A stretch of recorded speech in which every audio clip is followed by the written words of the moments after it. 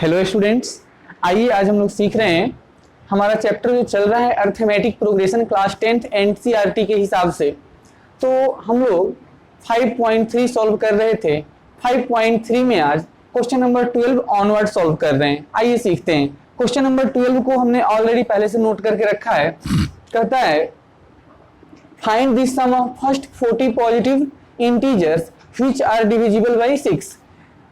शुरू के 40 positive integer लीजिए जो 6 से डिविजिबल होगा, उसको सम कीजिए। तो पहला आएगा 6, दूसरा आएगा 12, फिर आएगा 18, फिर आएगा 24 एंड सो ऑन। ध्यान दीजिएगा यह एपी में है, एपी में है और इसका फर्स्ट टर्म 6 है। कॉमन डिफरेंस देख लीजिए, किसी भी दो टर्म को डिफरेंस ले लीजिए 6 आ जाएगा। किसी भी दो टर्म को डिफरेंस ले लीजिएगा, कॉमन डिफरेंस डी का वैल्यू 6 आ गया। n का वैल्यू देखिए 40 पॉजिटिव टर्म, तो n का वैल्यू कितना है 40। आपको क्या करना है, सम ऑफ फर्स्ट 40 टर्म Sn का वैल्यू निकालना है। तो Sn का फॉर्मूला आपको मैं बहुत दिन से सिखा रहा हूँ। Sn होता है n/2 2a plus n-1 into D. आइए यहाँ यूज करेंगे n/2, तो ये n हो गया 40/2 इंटू 2 इंटू ए के जगह पे 12 लिखिएगा, सॉरी 6, 2 इंटू ए प्लस n-1 यानी 40 से 1 गया तो 39 और कॉमन डिफरेंस d का वैल्यू 6 है। 2 से 20 मरतबा कट गया तो ऊपर हो गया ये 20, यहाँ देख लीजिएगा ये 12 हो जाएगा प्लस 39 को 6 से मल्टीप्लाई करेंगे। 6 9 ये 54 के 4 हाथ में 5 आएगा, 6 3 18 5 23 234 आ गया। अब ये 20 पहले से था गुना, इसको ऐड कर लीजिएगा तो ये हो जाएगा 4 और 2 6 4 246 हो जाएगा। 34 10 44 46, ठीक है। अब 246 आ गया है, इसको आप 20 से मल्टीप्लाई कर लीजिए तो कितना आ जाएगा। जब 10 से मल्टीप्लाई करेंगे तो 2460 हो जाएगा और 2460 में 2460 जोड़ दीजिएगा तो 2460 और 2460 2400 2400 4800 और 4800 में 120 जोड़ दीजिएगा तो ये आ जाएगा 4920, यानी 4920 इसका आंसर आया। यानी इस प्रश्न को आंसर कर दिया। Question number 13 and 14 very simple है। आपको एज अ मतलब हिंट्स हम केवल दे रहे हैं, ध्यान दीजिएगा। Find the sum of first 15 multiple of 8।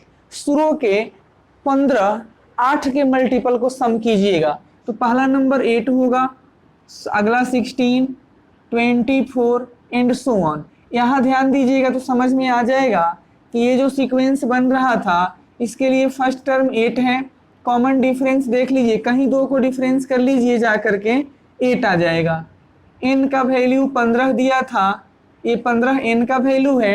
अब आपको क्या काम करना है, जैसा वहाँ काम किया वैसा यहाँ करना है। ज़्यादा समय हम बर्बाद नहीं कर सकते, बहुत आसान है, खुद बनाइए। 14 देखिएगा, कह रहा है कि 0 से 50 के बीच में जितने ऑड नंबर हैं उसको सम कीजिएगा। तो 0 से 50 के बीच में 1 आता है, 3 आता है, 5 आता है, 7 आता है, लास्ट में 49 आता है। एपी में है। कॉमन डिफरेंस मालूम है आपको, यहाँ पे 2 दिख रहा है। फर्स्ट टर्म का वैल्यू आप देख लीजिए ए है, लास्ट टर्म का वैल्यू 49 है। खुद से बनाने की कोशिश कीजिए, नहीं बनने पे पूछिए मेरे से, मैं हेल्प करूंगा। क्वेश्चन नंबर 15 पढ़ लीजिए। A contractor on a construction job specifies a penalty for delaying of completion beyond a certain date as follow। कह रहा है कि कंस्ट्रक्शन की एक कंपनी है, वो इस तरीके से कुछ नियम बना रही है कि अगर एक पार्टिकुलर डेट से बाद में किसी काम को आप पूरा कीजिएगा यानी लेट कीजिएगा तो आपको फाइन करेगी। कह रहा है अगर 1 दिन लेट कीजिएगा तो 200 रुपया फाइन करेगा, 2 दिन लेट कीजिएगा 250 रुपया फाइन करेगा, 3 दिन लेट करने पे 300 रुपया फाइन करेगा and so on. The penalty for each succeeding day being Rs50 more than the preceding day. यानी आज का जो पेनाल्टी है वो पेनाल्टी 50 रुपया बढ़ जाएगा कल के लिए। यानी अगर आज आप काम पूरा कर देते हैं, अगर पेनाल्टी आपको जो लगा आज के लिए, अगर 1 दिन और लेट हो जाएगा तो 50 रुपया बढ़ जाएगा। यानी हर 1 दिन काम लेट होने से 50 रुपए का जुर्माना तय किया गया है। कह रहा है कि कोई कंट्रैक्टर है, अगर अपने काम को 30 दिन लेट करेगा, 30 दिन डिले कर देगा, तो उसको कितना पैसा जुर्माना भरना होगा। ध्यान दीजिएगा, अगर वो एक दिन सबसे पहला दिन लेट किया तो उसको 200 रुपया देना पड़ा था, दूसरे दिन लेट किया तो 250 रुपया दिया, तीसरे दिन के लिए 300 रुपया दिया, उसके अगले दिन वो 350 देगा, उसके अगले दिन 400 देगा, एंड सो ऑन, ऐसे चलेगा। ध्यान दीजिएगा कह क्या रहा था, पहले दिन के लिए 200, दूसरे दिन के लिए 50 रुपया बढ़ गया, तीसरे दिन के लिए फिर 50 बढ़ा, एंड सो ऑन, 50 बढ़ते जाएगा। जो ठेकेदार है वो कितना दिन लेट करेगा, 30 दिन लेट करेगा। तो यहाँ क्या आना चाहिए, इसका 30th टर्म। तो देख लीजिएगा, ए का वैल्यू 200 है और डी का वैल्यू 50 है। तो हम यहाँ पे सॉल्व कर देते हैं। A30 का मतलब होता है A + 29 इंटू डी।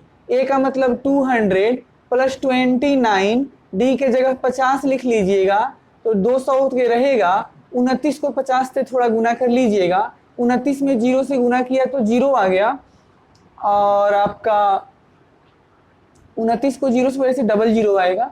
29 को 5 से गुना कर ही लेते हैं यहाँ अलग से, कोई दिक्कत नहीं है। 29 को आप 50 से गुना किए तो 2 0 आ गया, और 5 9 45 के 5 हाथ में 4, 5 2 10 4 14, 1450। तो लास्ट जो आएगा 1450। अब कह रहा है कि हाउ मच पेनल्टी, 30 दिन लेट किया है तो उसको 30 दिन का जुर्माना भरना पड़ेगा ना। तो देख लीजिए, ए का वैल्यू है यहाँ 200, डी का वैल्यू है 50, अच्छा एन का वैल्यू कितना है, तो एन का वैल्यू 30 है, 30 दिन लेट करेगा। क्वेश्चन साफ साफ यहाँ कहा था कि जो ठेकेदार ने है वो 30 दिन देरी से काम पूरा कर रहा है, तो डी का एन का वैल्यू आ गया। अच्छा, लास्ट टर्म कितना है, तो लास्ट टर्म आ गया है 1450। तो देख लीजिए, हम यहाँ S30 सॉल्व करेंगे, यानी 30 दिन लेट किया है तो सम ऑफ पेनल्टी ऑफ 30 डे, 30 दिन का कितना जुर्माना। और 30 दिन और 20 दिन आप मत समझिए, सीधा सीधा समझिए कि इस सीरीज को ऐड करने से क्या आंसर आएगा, उतना हमें ठेकेदारी नहीं करना है। S30 का मतलब n/2 first term plus last term, तो लास्ट टर्म कितना था 1450। आपको एक फॉर्मूला सिखाया था मैंने शुरू के दिनों में कि SN का फॉर्मूला होता है n/2 A + AN, यानी फर्स्ट प्लस लास्ट टर्म, ये भी एक फॉर्मूला है। सॉल्व कर लीजिए, आंसर आ जाएगा। 2 से 15 मरतबा कट गया, यहाँ आते हैं 200 में 1450 जोड़िएगा तो ये 1650 आएगा।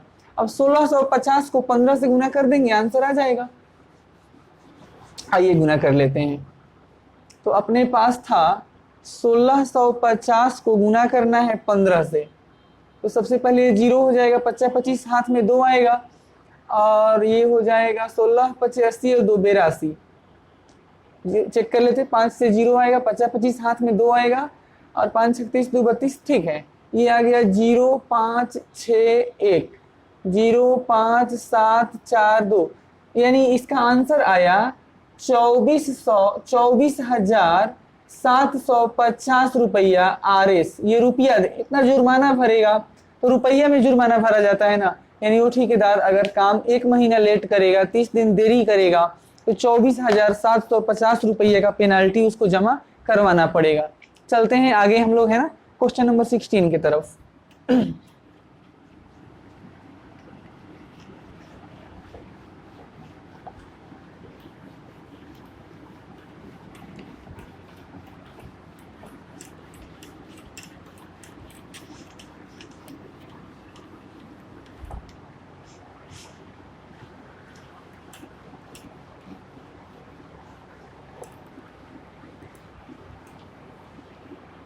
आइए क्वेश्चन नंबर 16 के बारे में सोचते हैं थोड़ा। तो हमारा क्वेश्चन नंबर 16 कहाँ जाता है, कह रहा है कि अ सम ऑफ RS 700, ये है अपने पास 16th question.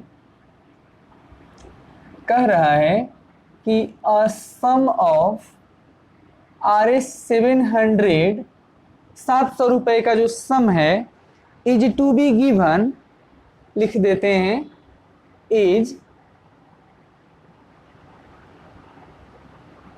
To be given 7 cash prizes, given as 7 cash prizes, 7 cash prizes to a student of high school, to a student of high school, आगे पढ़ेंगे है ना, स्कूल। कह रहा है for their overall academic performance, for their overall academic performance, आगे लिखते हैं academic performance, if each prize is Rs20 less than, कह रहा है कि if each prize is Rs20 less than Rs20 less than the Rs20 less than its preceding price, less than the its preceding price, less than its preceding price, find the value of each price। कह रहा है तो बताइए, find कीजिए value of each prize. ध्यान दीजिएगा, question कह रहा है कि 700 रुपए की राशि है, किसी स्कूल के बच्चों को वो कैश प्राइज में बांट देना है उनके ओवरऑल एकेडमिक परफॉर्मेंस के लिए। कह रहा है कि प्रत्येक प्राइस जो होगा अपने पिछले प्राइस से 20 रुपए कम होगा, तो बताइए कि प्रत्येक प्राइस का कीमत कितना हो रहा होगा। ध्यान दीजिएगा, सॉल्यूशन करेंगे। मान लीजिए कि पहला प्राइज जो 100 रुपया दिया किसी विद्यार्थी को, पहला प्राइज किसी विद्यार्थी को 100 रुपया दिया गया, तो अगला प्राइस कितना आएगा, उससे 20 रुपया कम आएगा। क्या नियम है कि हर प्राइस जो होगा अपने पिछले प्राइस से 20 रुपया कम होगा। तो अगर यहाँ x माइनस 20 रुपया प्राइस दिया गया तो अगले विद्यार्थी को कितना दिया गया होगा, x माइनस 40 रुपया, इससे 20 कम कर देना है। फिर अगला विद्यार्थी कितना रुपया लेकर जाएगा, तो x माइनस 60 रुपया लेकर जाएगा। सबको लिखने का हमें कोई आवश्यकता नहीं है, हम यहीं पे छोड़ रहे हैं। मैंने पहला प्राइज अगर मान लीजिए किसी विद्यार्थी को 100 रुपया दिया गया था, तो दूसरा विद्यार्थी को x माइनस 20 देना पड़ेगा और तीसरे विद्यार्थी को x माइनस 40 देना पड़ेगा। यानी हर प्राइज अपने पिछले प्राइज से 20 रुपए कम होते जा रहा है। आगे बढ़ते हैं। अब ये सीक्वेंस जो यहाँ बन गया, इसके बारे में थोड़ा गौर फरमाइए। ये सीक्वेंस एपी में है और यहाँ फर्स्ट टर्म का वैल्यू x रखा गया है। कॉमन डिफरेंस, आप डिफरेंस ले लीजिए, any term minus preceding term, common difference a2 minus a1 और a3 माइनस a2 कर लीजिए तो माइनस 20 आ जाएगा। n का वैल्यू 7 है। क्वेश्चन ही कह रहा था कि ये जो प्राइज है, पुरस्कार है, 7 बच्चों को दिया जाएगा, 7 विद्यार्थी को दिया जाएगा। n का वैल्यू 7 है। फिर कह रहा है कि सम ऑफ 7 टर्म का वैल्यू जो होगा 700। अब ये हमको नहीं कहा था, अपने मन से यूज कर रहे हैं। आइए सीखते हैं कैसे। 700 की राशि 7 जगह पे बांट दी गई, यानी सबको जब ऐड कर दीजिएगा तो 700 आएगा। That is it is sum of 7 term और 7 प्राइजेज। अब इस 7 का फॉर्मूला होता है 7/2 2a plus n minus 1 into D. अब आप ध्यान दीजिएगा, n के जगह भी 7 पुट करना था, तो ये 7/2, अच्छा, तो ये इस 7 का फॉर्मूला और ये किसके बराबर है, तो 700 के। तो 7/2 2 इंटू a के जगह फर्स्ट टर्म x था और ये हो जाएगा 6 और d के जगह माइनस 20 इज इक्वल टू 700। ध्यान दीजिएगा, 7 से 100 मरतबा 700 कट गया, तो ये आ जाएगा 1/2, ये 2x minus 120 is equal to 100। और यहाँ ध्यान दीजिएगा तो समझ में आ जाएगा, 2 से हर जगह डिवाइड कर दो तो x माइनस 60 का वैल्यू 100 आ जाएगा और x का वैल्यू आ जाएगा 160। x का वैल्यू आ गया, यानी पहला विद्यार्थी जो है, ध्यान दीजिएगा यहाँ पुट करने वाला हूं मैं, पहला विद्यार्थी 160 रुपये का पुरस्कार लिया है। 160, अब 160 में से 20 गया तो 140 आ जाएगा। दूसरा बच्चा 140 ले गया, यहाँ क्या है, इसमें से फिर 20 घटा दीजिए तो 120। अब हर जगह 20 माइनस करते जाइए तो ये 100, फिर आप 20 माइनस कर दीजिएगा तो क्या आएगा आपका 80 आएगा। फिर इसमें से 20 घटा दीजिए तो ये आ जाएगा 60। गिनती कर लो, 1 2 3 4 5 6, अब लास्ट में 40 आएगा। तो बच्चों को जो पुरस्कार की राशि है वो कुछ इस तरीके से मिली है। अब आप देख लीजिए ध्यान से, ये जो आपके पास ये नंबर्स हैं ये एपी में भी हैं। दूसरी बात, अगर सबको ऐड कीजिएगा ना तो 700 ही आएगा। तो ये हमारा प्रश्न सॉल्व हो गया, इसमें यही काम करके दिखाना था। आगे चलते हैं हम क्वेश्चन नंबर 17 की तरफ। तो क्वेश्चन नंबर 17 जो है, रख दीजिए यहीं पे रख दीजिए, ठीक। क्वेश्चन नंबर 17 क्या कहता है? क्वेश्चन नंबर 17 में लैंग्वेज थोड़ा ज़्यादा है। अब हम इसको लिखने वाले नहीं हैं, आपको पढ़कर समझा देते हैं और हम सीधा सीधा सॉल्यूशन करके दिखाएंगे। तो आइए पढ़ते हैं क्वेश्चन नंबर 17 क्या है। ये कह रहा है कि in a school students thought of planting tree in and around the school to reduce air pollution. इस किसी स्कूल के जो विद्यार्थी हैं, बच्चे हैं, वो एयर पोल्यूशन को कम करने के लिए स्कूल के चारों तरफ वृक्ष लगाना चाहते हैं, पौधा लगाना चाहते हैं। कह रहा है it was decided that the number of tree in each class is planted is equal to their classes. इसका मतलब है कि क्लास 1 से, यानी क्लास फर्स्ट है उससे एक पौधा लगाया जाएगा, क्लास 2 है यानी क्लास सेकंड की जो क्लास है उससे 2 पौधा लगाया जाएगा, थर्ड क्लास है, तीसरी क्लास है, तीसरी बच्चों की क्लास है उससे 3 पौधे लगाए जाएंगे, चौथी क्लास के बच्चे यानी क्लास 4 है तो 4 पौधा लगाएंगे, क्लास 5th है तो 5 पौधा लगाएंगे, क्लास 10th है तो पूरे बच्चे मिलकर 10th पौधा लगाएंगे, क्लास 12th है तो वहाँ पे 12 पौधा वो लोग लगाएंगे। यहाँ तक सही है। फिर आगे कह रहा है कि प्रत्येक क्लास के 3-3 सेक्शन है, जैसे क्लास 1 के 3 सेक्शन, क्लास 2 के 3 सेक्शन, क्लास 4 के एंड सो ऑन। अब देखिए यहाँ पे एक बात आपको नहीं कहा गया है कि क्लास स्कूल में कितनी क्लासेज हैं। तो देखिए सीधा सीधा स्कूल कह रहा है तो हम ये सोचते हैं स्कूल की पढ़ाई कहाँ से कहाँ तक होती है। तो स्कूल की पढ़ाई पहली क्लास से 12वीं क्लास तक होती है। ये हम कॉमन सेंस यहाँ लगाकर निकाल देते हैं। आगे पढ़ रहे हैं तो कह रहा है कि आप टोटली काउंट करके बताइए कि उस स्कूल के, उस विद्यालय के विद्यार्थी मिलकर टोटल कितने पौधे लगाएंगे। क्वेश्चन नंबर 17 यहाँ लिख लेते हैं और आपको फिर से समझा देते हैं। किसी स्कूल में बच्चों ने ये विचार किया है कि एयर पोल्यूशन को कम करने के लिए हम लोग स्कूल में पौधा लगाएंगे, ट्री प्लांट करेंगे। वहाँ पे ये डिसीजन लिया गया है कि क्लास, मतलब जो क्लास है उतने नंबर ऑफ ट्री प्लांट किए जाएंगे। 5th क्लास है तो लोग 5 पौधा लगाएंगे, क्लास 8th है तो 8 पौधा लगाएंगे, क्लास 12th है तो 12 पौधा लगाएंगे। यहाँ तक समझ आ रहा होगा आपको।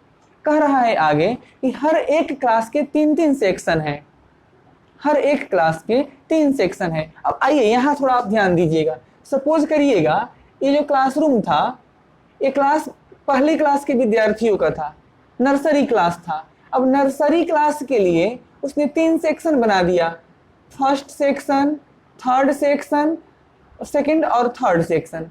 तो देखिए इस क्लास से 1 पौधा आएगा, इस क्लास से 1 पौधा और इस क्लास से 1 पौधा, यानी नर्सरी क्लास यानी फर्स्ट क्लास से 3 पौधा लगाया जाएगा। आगे चलते हैं। मान लीजिएगा ये दूसरी क्लास के बच्चों का एक क्लासरूम है, दूसरी क्लास के बच्चों के क्लासरूम को भी 3 सेक्शन में बांट दिया गया। तो ये सेकंड क्लास है, भले ही उसका एक छोटा सेक्शन है, तो इसमें से ये लोग 2 पौधा लगाएंगे, ये लोग भी 2 पौधा लगाएंगे, ये लोग भी 2 पौधा लगाएंगे। तो क्लास सेकंड से कितना पौधा मिल गया? 6 पौधा। अब सपोज करिए कि ये तीसरी क्लास के बच्चों का एक क्लासरूम था, तो उसके लिए भी 3 सेक्शन है। ये थर्ड क्लास के बच्चों का क्लासरूम है जिसमें 3 सेक्शन है।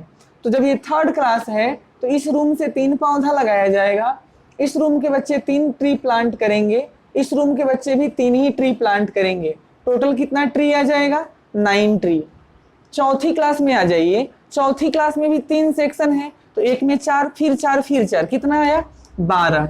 तो इस तरीके से बच्चे ट्री प्लांट करेंगे। आगे बढ़ते हैं, क्लास 12 के जो बच्चे हैं उनके भी 3 सेक्शन है, तो एक सेक्शन से 12, फिर दूसरे से 12, 24 हो गया, फिर तीसरे से 12, टोटल कितना बच्चे ट्री प्लांट करेंगे? तो क्लास 12 के जो बच्चे हैं वो 36 ट्री को प्लांट करेंगे। तो आपसे फाइनली पूछा गया कि आप बताइए एक टोटल विद्यार्थी मिलकर कितने ट्री प्लांट करेंगे, यानी आपको बेसिकली इन सबको ऐड कर देना है। तो ऐड करने के लिए यह एपी में है, हर जगह पे 6 का डिफरेंस है, देख लीजिए।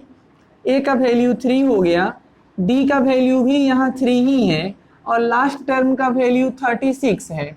अब यहाँ एन के बारे में थोड़ा सा जानकारी प्राप्त करेंगे। आइएगा, हम लिखेंगे इस एल के लिए, एल का मतलब लास्ट टर्म, तो A plus N minus 1 into D का वैल्यू 36 होता है।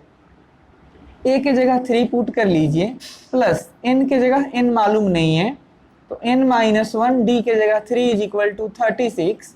तो ध्यान दीजिएगा, ये N minus 1 into 3 is equal to, ये 3 इधर जाएगा तो ये 33 हो जाएगा, 36 से 3 को माइनस किया 33 हो गया। तो ध्यान दीजिएगा, तो समझ आ गया होगा।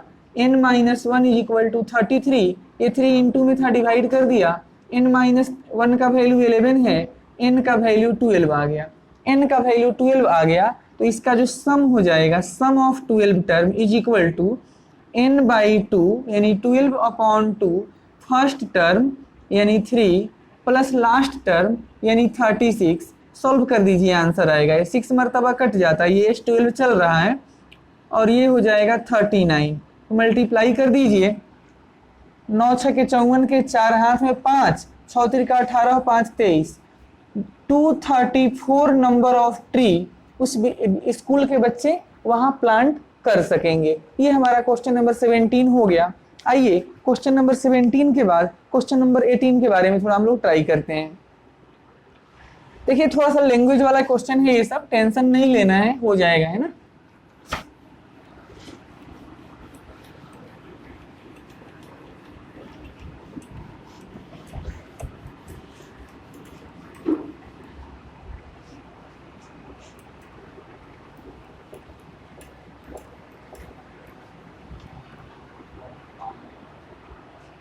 तो आइए क्वेश्चन नंबर 18 के बारे में थोड़ा हम लोग सोचते हैं।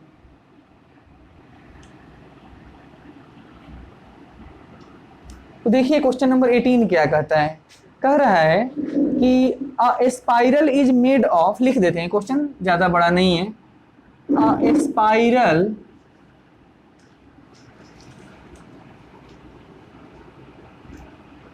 Spiral is made of semicircles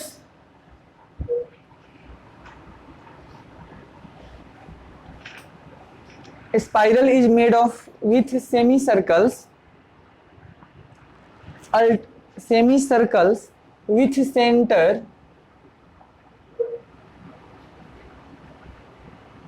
alternately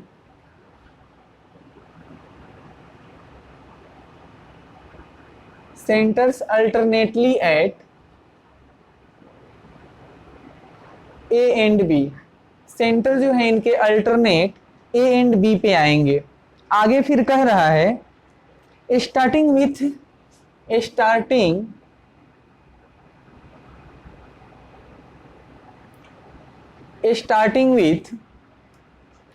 centre at A, starting with centre at A of radii. अब देखिए, रेडियस का जो प्लूरल होता है ना, उसको रेडियाई बोलते हैं। ऑफ रेडियाई 0.5, उसके बाद 1 है, फिर 1.5, फिर 2, फिर 2.5 एंड सो ऑन, आगे दे रखा है। फिर कह रहा है एज सोन इन फिगर, एक फिगर भी गिवन है, as shown in figure, figure को हम शॉर्ट में FIG ही लिखते हैं, एज सोन इन फिगर। फिर कह रहा है what is the total length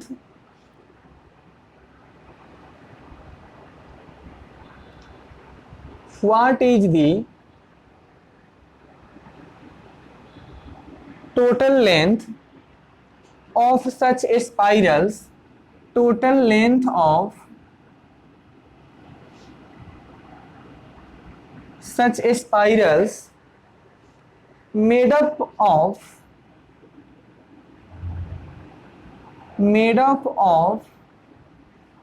13 consecutive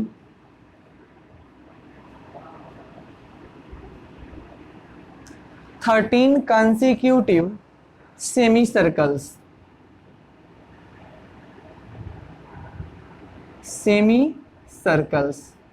ज़्यादा बातचीत नहीं करेंगे, पहले जो डायग्राम गिवन है उसको हम प्लॉट कर देते हैं यहाँ पे, और उसके बाद हम सीखेंगे कि क्या कह रहा है, क्या गिवन है, क्या फाइंड करना है। ये इस तरीके से बात कह रहा है, ये एक ऐसा गिवन है आपको सेमी सर्कल, सपोज कर लीजिए कि यहाँ पे A है और इधर B गिवन है आपके लिए, है ना, और A से B का जो ये लेंथ है यह L1 है, A से B का जो लेंथ है यह L1 है।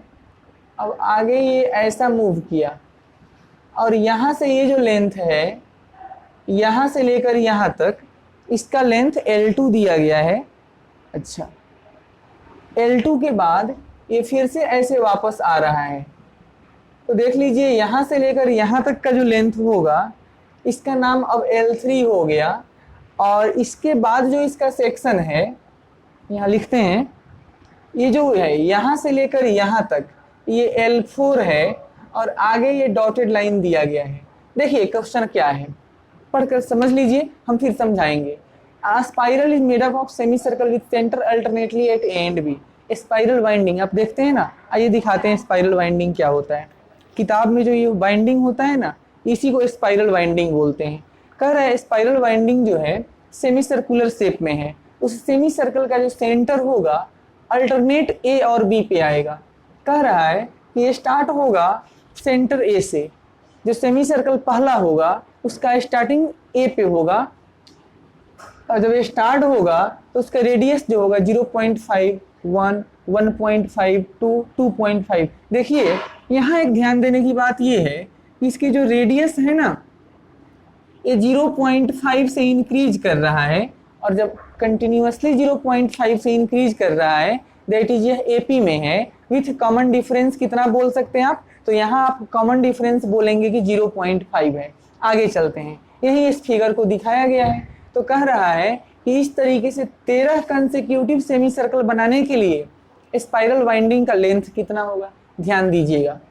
A से B तक जब चल रहे हैं और स्टार्ट आपका कहाँ से हो रहा है, सेंटर A से, तो L1 का लेंथ कैसे निकालेंगे, ध्यान दीजिएगा, L1 का लेंथ कैसे निकालेंगे, समझिएगा, हर चीज लिखा नहीं जा सकता है। L1 क्या है, L1 is circumference of this semi circle. L1 क्या है, तो L1 is circumference of this semi circle. अब सेमी सर्कल के लिए सर्कमफेरेंस का लेंथ कितना होता है, तो सर्कल के लिए 2 पाई r होता है, तो यहाँ पाई r होगा, तो क्या होगा पाई, और रेडियस है यहाँ 0.5 पहला रेडियस। अब इसका मतलब हो जाएगा π/2, इसको सॉल्व कर दीजिए, π/2 आ जाए। L2 के बारे में सोचते हैं। L2 का मतलब देखिए यहाँ से लेकर यहाँ तक, इस वक्त इसका सेंटर B पे है, अल्टरनेट कह रहा था ना, तो A के बाद B ही आएगा। यहाँ B का रेडियस कितना है, ध्यान से देखिए, सेकंड वाला रेडियस B का है, तो B का लिए रेडियस 1 है, और A से मतलब यहाँ से चलकर ऐसे चलकर यहाँ आना है। एक सेमी सर्कल ये भी होता है, तो इसका भी आप L2 का लेंथ निकालेंगे तो ये भी होता है सर्कमफेरेंस ऑफ दिस सर्कल यानी semi circle pi into r। तो पाई और r का वैल्यू 1 हो गया, तो पाई इंटू 1 पाई होता है। L3 के बारे में थोड़ा सोचेंगे। L3 देखिए कहाँ से कहाँ तक है, यहाँ से लेकर के ऐसे चलकर यहाँ तक, और इसका सेंटर फिर A पे आएगा। पहले A से हुआ था, फिर B पे गया, फिर A पे आ गया। यहाँ रेडियस कितना है, L3 यानी थर्ड रेडियस 1.5, तो पाई इंटू 1.5 यानी पाई आर, 2 पाई आर पूरे सर्कल का होता है, तो आधे सर्कल का पाई आर होगा ना। तो इसको आप सोल्व कर लीजिएगा, ये आ जाएगा 3/2 इंटू पाई यानी 3π/2 एंड सो ऑन। अब देखिएगा हमें फाइंड क्या करना था वो सीख लेते हैं, सीधा सीधा मुद्दा पे आते हैं। पहले वाले सेमी सर्कल का लेंथ यानी सरकमफेरेंस π/2 बना, फिर उसके बाद पाई बन गया, फिर 3π/2 बन गया। अब ध्यान दीजिएगा तो समझ आएगा, हर जगह पे π/2 ऐड होते जा रहा है। आगे क्या आ जाएगा, 2π आएगा, फिर क्या आ जाएगा 5π/2 आ जाएगा, फिर क्या आएगा 6π आ जाएगा एंड सो ऑन। ये ऐसे चलेगा, कोई दिक्कत वाली बात नहीं है। ए का वैल्यू यहाँ कितना है, π/2 है। कॉमन डिफरेंस का वैल्यू भी π/2 है, डिफरेंस ले लीजिए इसका और इस किसी दो का डिफरेंस ले लीजिए, डी आ जाएगा। अब देखिएगा कह रहा था कि ऐसे 13 वाइंडिंग आपको बनाने हैं, ऐसे 13 गोल चक्कर होगा, तो 13 गोल चक्कर को बनाने में कितना मटेरियल, कितना स्पाइरल खर्चा होगा, यानी एन का वैल्यू कितना है 13 है। तो आपको फाइंड क्या करना है, S13 sum of length of 13 spiral. तो क्या फॉर्मूला है, तो n/2 इंटू 2 इंटू ए, तो 2 इंटू ए हो गया, प्लस n-1, तो n के जगह 13-1 और इंटू डी, तो डी के जगह पे π/2। सॉल्व कर दीजिए, जो आना होगा आ जाएगा। तो मेरे ख्याल से इस 2 से 2 कट गया, तो ये आ गया 13/2, ये पाई हो गया, प्लस ये 6 हो जाएगा और ये π/2, 2 से ये 3 मरतबा कट गया, तो ये आ गया 13/2। अब देखिए पाई प्लस 3π 4π होता है, 2 से ये 2 कट गया, तो ये आ जाएगा 26π। सम ऑफ 13 सच स्पाइरल का जो वैल्यू आया वो 26π आया। आप यहाँ छोड़ सकते हैं तो आपकी इच्छा, अगर आप कुछ और काम करना चाहते हैं तो इसमें आप 3.14 से मल्टीप्लाई कर दीजिएगा, तो सेंटीमीटर में लेंथ आ जाएगा। तो हमने जो इसका आंसर कर दिया कि 13 सच स्पाइरल को बनाने के लिए इतना लेंथ खर्चा होगा। अब आते हैं, एक हमारे पास क्वेश्चन नंबर 20 है और इस चैप्टर का ये लास्ट क्वेश्चन है और बहुत अच्छा लग रहा है, उसको बता देते हैं। अच्छा क्वेश्चन है ही। अब क्वेश्चन नंबर जो 19 रह जाता है, बहुत आसान है, आप एक बार ट्राई कर लीजिएगा, नहीं बनने पे आप मेरे से पूछिएगा, हम बता देंगे। क्वेश्चन नंबर जो 20 है, थोड़ा लैंग्वेज ज़्यादा है इसमें, तो मैं क्वेश्चन को नहीं लिख रहा हूँ, सीधे सीधे मैं सॉल्व करूँगा इसको। और सॉल्व करने से पहले इसमें एक ग्राफ दिया गया है, डायग्राम दिया गया है, वो हम डायग्राम बना देते हैं।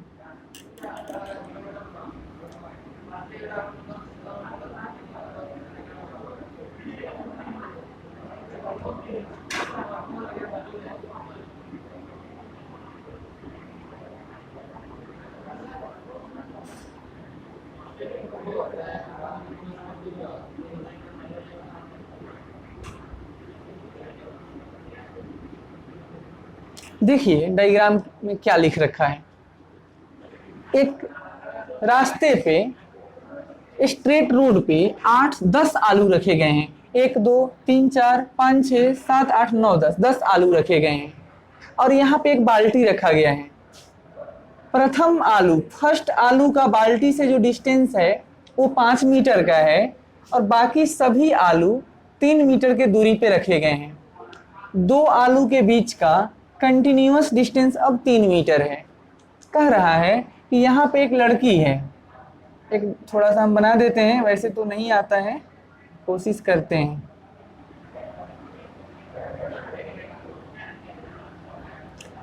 एक लड़की है, कैसे बनाएंगे,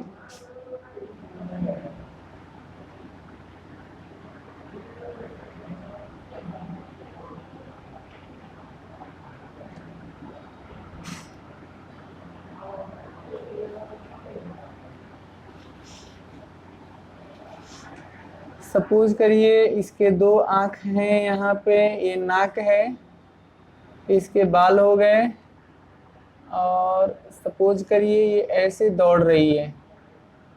समझाते हैं क्या कर रहा हूँ। इसके उंगली हो गए और एक हाथ इसका सपोज कर लीजिए इधर है। हाँ, तो आइए सीखते हैं। क्वेश्चन ये था कि रास्ते पे 10 आलू रखे गए हैं, एक बाल्टी है यहाँ पे, बाल्टी से फर्स्ट आलू का 5 मीटर का डिस्टेंस है, बाकी सभी आलू 3-3 मीटर के डिस्टेंस पे सेट किए गए हैं। एक कंपटीटर है, एक लड़की है, ये क्या करेगी वो सुनिएगा। इस लड़की का काम ये है कि बाल्टी से चलना शुरू करेगी, यानी यहाँ से चलना शुरू करेगी और नियरेस्ट आलू को उठाएगी, आलू को उठाकर बाल्टी में रख देगी, फिर चलेगी, अगले आलू को उठाएगी, लाकर बाल्टी में रख देगी, फिर जाएगी, अगले आलू को उठाएगी, लाकर बाल्टी में रखेगी। कंटिन्यूअसली ये काम करेगी। कब तक करेगी? जब तक पूरा आलू खत्म नहीं हो जाता है। तो प्रश्न पूछा गया है कि आप बताइए ये लड़की टोटल डिस्टेंस कितना ट्रेवल करेगी। क्वेश्चन फिर से समझ लीजिए। रास्ते पे 10 आलू रखे गए हैं, एक बाल्टी रखी गई है, बाल्टी से यानी टोकरी से फर्स्ट आलू का डिस्टेंस 5 मीटर है। उसके बाद जितने आलू हैं सभी 3-3 मीटर की दूरी पे रखे गए हैं। एक कंपटीटर है, एक लड़की है, वो बाल्टी से यहाँ से चलना स्टार्ट करेगी, फर्स्ट आलू को जाकर उठाएगी, आकर बाल्टी में रख देगी, फिर चलेगी, दूसरे आलू को उठाएगी, फिर आके बाल्टी में रखेगी, फिर चलेगी, तीसरे आलू को उठाएगी, बाल्टी में रखेगी, और एंड सो ऑन। ये काम वो तब तक करेगी जब तक पूरे आलू खत्म नहीं हो जाते हैं। ध्यान दीजिएगा। फॉर तो कह रहा है पूरी इस आलू को उठा करके रखने में लड़की कितना डिस्टेंस ट्रेवल करेगी। फॉर फर्स्ट पोटैटो, फर्स्ट आलू को उठाकर रखने के लिए क्या करना पड़ेगा? देखिए यहाँ से चलकर यहाँ आई, 5 मीटर आलू उठा लिया, और इसको रखने के लिए फिर 5 आना पड़ेगा। तो पहले आलू को बाल्टी में रखने के लिए वो 10 मीटर की डिस्टेंस ट्रेवल करेगी। सेकंड आलू के लिए देखिए क्या करना होगा। इसे गई यहाँ तक, आकर रख दिया, खत्म। अब यहाँ से चलकर यहाँ आई, टोटल डिस्टेंस 8 हो गया, फिर 8 वापस जाएगी, कितना हो जाएगा? 16 मीटर। दूसरे आलू के लिए 16 मीटर, तीसरी आलू के लिए यहाँ आना है। अब 5, 3, 8 और 3, 11, 11 यहाँ से चलकर यहाँ आएगी, फिर वापस जाएगी, तो 11 + 11 22 मीटर। फोर्थ पोटैटो, चौथे आलू के लिए तो 1, 2, 3, 4 यहाँ आना है, 5, 3, 8, 3, 11 और 3, 14, 14 गई और 14 आई, कितना हो गया? 28। ध्यान देंगे तो आपको समझ में आ रहा है, हर जगह पे 6 का डिफरेंस आ रहा है। तो हम लिखेंगे जो आपका सीक्वेंस बन रहा है वो 10, 16, 22, 28 एंड सो ऑन। ये इस तरीके से सीक्वेंस बन रहा है ना। तो देखिए इसको ऐड करना है। कह रहा है कि वो लड़की टोटल कितना डिस्टेंस ट्रेवल करेगी। टोटल ए का वैल्यू देख लीजिए 10 है, डी का वैल्यू कितना है? 6 हो गया ना। डिफरेंस देख लीजिए, कहीं भी डिफरेंस देख लीजिए 6 है, हर जगह पे 6 का डिफरेंस है। एन का वैल्यू 10 है, 10 आलू है ना, एन का वैल्यू 10 हो जाएगा। आपको क्या फाइंड करना है? एस एन यानी सम ऑफ 10 डिस्टेंस हो रहा है। यहाँ पे क्या फॉर्मूला है? तो n/2 2a, तो 2 × 10 प्लस n-1 यानी 10-1 और इंटू डी, तो डी के जगह पे 6 सॉल्व करिए, हो जाएगा। ये कट गया तो 5 आएगा, ये 20 होता है, प्लस 10 × 6 = 60 और -6, ये 5 रहेगा। 20 और 60 कितना होता है? 80। 80 में से 6 को माइनस कर दीजिएगा तो 5 का 5 रहेगा। 80 से 6 चले जाने पे सब 74 आता है। तो 5 चौका 20 का 0, हाथ में 2, 5 × 7 = 35 और 2 = 37, 370 मीटर का डिस्टेंस वो लड़की ट्रेवल करेगी। और ये इसका आंसर आया। इसी के साथ साथ 5.3 खत्म होता है। ओके।